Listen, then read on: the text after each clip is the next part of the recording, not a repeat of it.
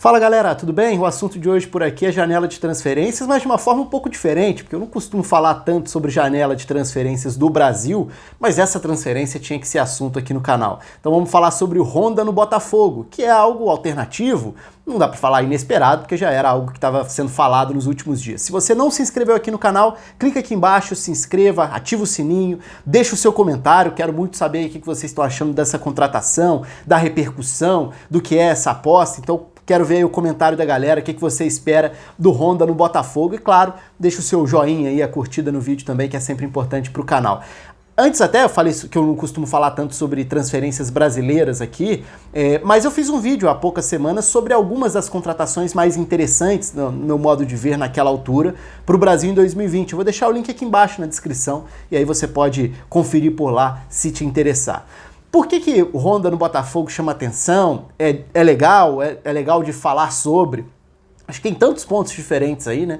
Primeiro, porque não é tão comum, embora nos últimos anos a gente veja muito mais estrangeiros e estrangeiros com sucesso, ainda é algo que foge um pouco da normalidade quando jogadores de outros continentes chegam ao Brasil. Uma coisa é o mercado sul-americano, que é explorado pelo futebol brasileiro mais nos últimos anos, outra coisa é quando nomes europeus, asiáticos, africanos, enfim, qualquer que seja o outro continente, mas quando esses jogadores vêm para o Brasil. E no caso do Honda, a gente está sim falando de um jogador de uma trajetória muito importante com a camisa da seleção japonesa. O Honda é um jogador importante na história da sua seleção, pelas disputas em Copas do Mundo, pelos gols em Copas do Mundo, por ter sido grande destaque em edição de Copa da Ásia também. Então, é um jogador que tem uma trajetória bonita pela sua seleção.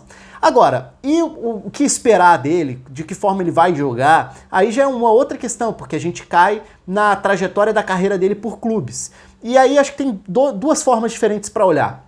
Uma é, o Honda não virou o jogador que ele chegou a prometer em determinado momento, porque o Honda que sai do CSKA era um Honda que era uma das sensações fora dos grandes centros europeus, quando ele sai do CSKA e jogando bem em Champions, se destacando por lá, já tinha jogado e se destacado pela seleção japonesa antes de se transferir também, e jogando muitas vezes como esse meia atrás do 9, então chegando quase como um segundo atacante muitas vezes, pela facilidade dele, né, que é a batida na bola. Acho que a grande virtude do Honda sempre foi a potência do chute de fora e a qualidade na batida da bola. E isso aí pode ser para uma bola parada, para uma falta lateral, para um escanteio, e ele acaba participando de gols a partir dessa batida na bola. Então ele vai gerar assistência, situações de finalizações em bolas paradas. É uma alternativa e muitas vezes ganha jogos dessa forma.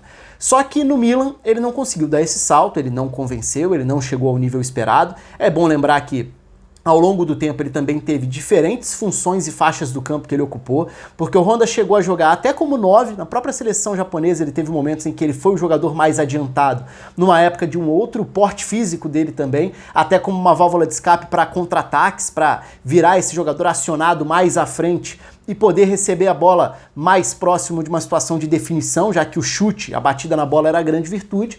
Isso, claro, não se encaixa tanto quando a gente fala pro estilo de jogo de clubes.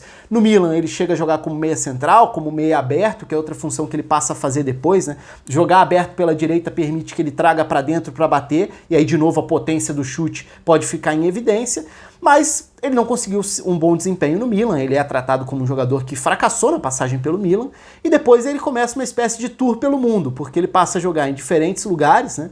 É verdade que agora ele vinha de uma passagem relâmpago no Vitesse, voltando a jogar na Holanda depois de tanto tempo, né? O início da carreira tinha sido lá, tinha sido na Holanda, antes mesmo de ir para a equipe do CSKA. Ele tinha tido uma passagem de sucesso pelo VVV Venlo, que foi o clube que o projetou para o CSKA naquela altura, mas antes dessa passagem relâmpago agora pela Holanda, ele tinha passado também por diferentes partes do mundo, né? Porque ele jogou no Pachuca, no México, ele jogou no Melbourne Victory, na Austrália, e até de formas diferentes, porque se a gente olha, por exemplo, na Austrália, que é um campeonato de um outro perfil, de uma outra intensidade, ele chegou a jogar até mais recuado, ele era um meio-campista pela direita. Então se a gente pensar num trio de meio-campistas, ele era um meio-campista à direita do primeiro volante. Então ele jogava um pouco mais recuado para participar mais do jogo, porque aí a capacidade técnica dele permitia que ele tocasse mais na bola, com liberdade para chegar à frente, para tentar armar o time e eventualmente achar esses passes também.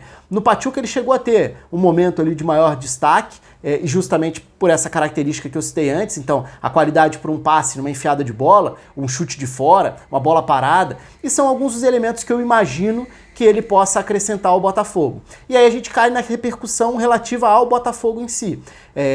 Virou uma febre nas últimas semanas, né? A gente chegou a ver grandes manifestações da torcida no Twitter, nas redes sociais como um todo.